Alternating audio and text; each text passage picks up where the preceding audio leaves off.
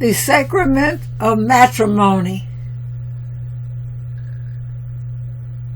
Definition. The sacrament of matrimony is the holy service through which the bridegroom and the bride are united together and given the divine grace which sanctifies their matrimonial union, makes it perfect and spiritual like the unity of Christ and the Church. This sacrament is of a very great importance. In it, not only the lives of two persons, but the home, the state, the church, and the kingdom of God are deeply involved. It is not a sacrament to be regarded lightly or performed thoughtlessly and indiscriminately. Institution of the sacrament. Number 1. There is no doubt that matrimony was instituted by God Himself at the creation of the world. God created man in His own image. In the image of God created He them. Male and female created He them. And God said to them, "Be faithful and multiply and replenish the earth." Genesis 1, verses 27 and 28. When speaking of the creation of Eve, the Bible reports that God brought her unto the man. Genesis 2, verse 22. Number 2. In the New Testament, Christ confirms this sacrament. Number 1. By attending the marriage feast at Cana of Galilee. John 2.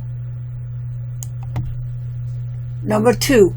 By His reaching when answering the questions of the Pharisees who came to Him, tempting Him and saying unto Him, "Is it lawful for a man to put away his wife for every cause?" His answer was, "Have ye not read that He which made them at the beginning made them male and female, and said, For this cause shall a man leave father and mother, and shall cleave to his wife, and they twain shall be one flesh. Wherefore there are no more twain, but one flesh. What therefore God hath joined together, is not man put asunder." Matthew 19, verses 4 through 6. Number 3.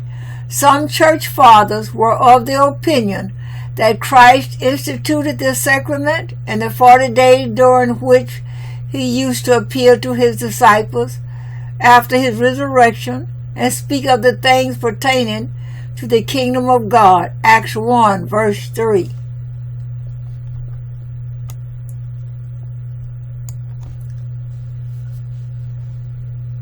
Ends of marriage. There are 3 ends of marriage. Number 1, preservation and growth of mankind. Male and female, He created them. And God blessed them, and God said to them, "Be fruitful and multiply, and replenish the earth." Genesis 1, verses 27 through 28. The growth of mankind tends, of course, to the growth of the church. Number 2, mutual help between husband and wife. And the Lord said, "It is not good that man should be alone. I will make him a helpmeet for him." Genesis 2, verse 18. Number 3, after the fall of man and the entering of sin to the world, there arose another end, i.e., that marriage might help to keep man and woman from the temptation of carnal lust. Now concerning the things whereof you wrote unto me, it is good for a man not to touch a woman. Nevertheless, to avoid fornication, let every man have his own wife, and let every woman have her own husband. I say therefore to the unmarried and widows, it is good for them if they abide even as I. But if they cannot, let them marry. For it is better to marry than to burn. 1 Corinthians 7, verse 1 through 9. the outward sign. There are 3 outward signs in this sacrament.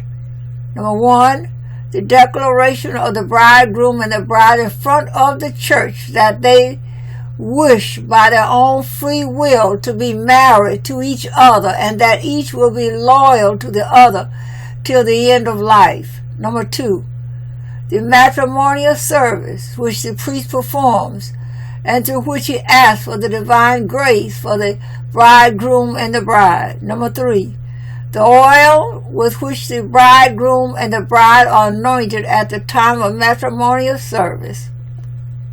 The invisible grace. The function of the sacrament is, number 1, to sanctify the matrimonial union and make it a spiritual one. Matrimony is honorable in all, and the bed undefiled. Hebrews 13, verse 4. For this is the will of God, even your sanctification, that ye should abstain from fornication, that everyone you should know how to possess his vessel in sanctification and honor. 1 Thessalonians 4, verses 3 and 4. Number 2, to help the husband and wife to keep themselves united together and unseparated, just as the unity of Christ with the church is everlasting. What therefore God had joined together, let not man put asunder. Matthew 19, verse 6. Number 3, to keep the husband and wife loyal and faithful to each other. Obligations of the husband and wife.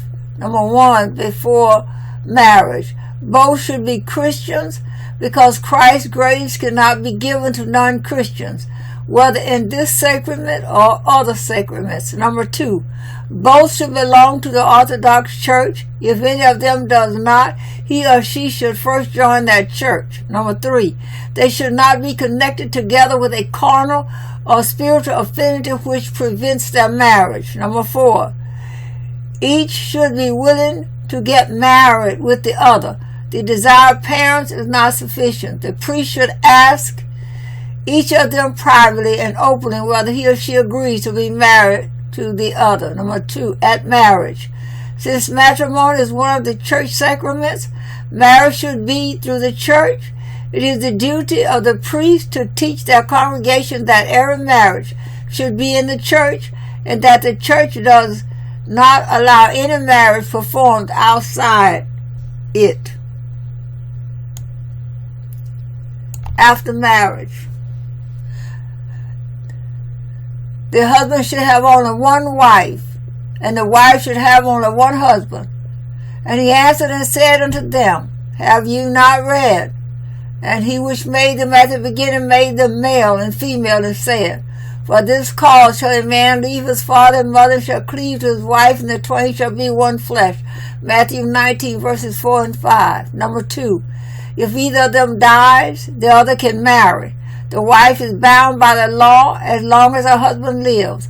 But if her husband be dead, she has liberty to be married to whom she will, only in the Lord. 1 Corinthians 7, verse 39.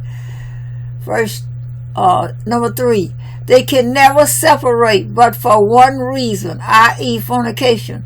They are no more twain, but one flesh.